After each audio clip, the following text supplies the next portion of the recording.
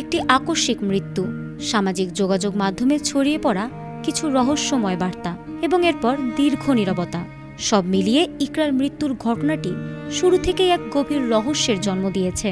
আত্মহত্যার আগে তার শেষ অনলাইন পোস্ট কিংবা পর্দার পেছনের পারিবারিক টানাপোড়েন, আসলে কোন পরিস্থিতিতে ইকরা এমন চরম সিদ্ধান্ত নিতে বাধ্য হলেন?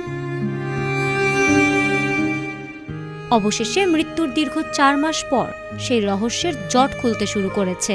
এই ঘটনায় দায়ের করা আত্মহত্যায় প্ররোচনা মামলায় 2 দিনের রিমান্ড শেষে ছোট পর্দার জনপ্রিয় অভিনেতা জাহের আলভীকে কারাগারে পাঠানোর নির্দেশ দিয়েছেন আদালত।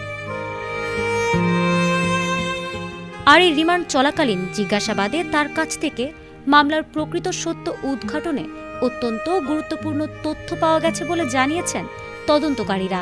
এছাড়া প্রাথমিক অনুসন্ধানে ঘটনার সঙ্গে আলভীর সরাসরি সম্পৃক্ততারও প্রমাণ মিলেছে, যার ফলে আদালত তদন্ত শেষ না হওয়া পর্যন্ত তাকে কারাগারে রাখার নির্দেশ দিয়েছেন। গত 28 ফেব্রুয়ারি মিরপুর DOHS এর বাসা থেকে ইকরার ঝুলন্ত মরদেহ উদ্ধারের পর তার বাবা পল্লবী থানায় এই মামলা করেন, যেখানে দীর্ঘদিনের মানসিক নির্যাতন ও ফেসবুকের উস্কানিমূলক পোস্টের অভিযোগ আনা হয়। অবশেষে দীর্ঘ আইনি প্রক্রিয়ার পর আলভী রিমান্ডে মুখ খুললেন। তবে প্রশ্ন থেকেই যায়, তদন্তকারীদের হাতে আসা এই নতুন গুরুত্বপূর্ণ তথ্য কি ইকরার আত্মহত্যার পেছনের আসল প্ররোচকদের মুখোশ উন্মোচন করবে? ফারহানা হক, ATN বাংলা।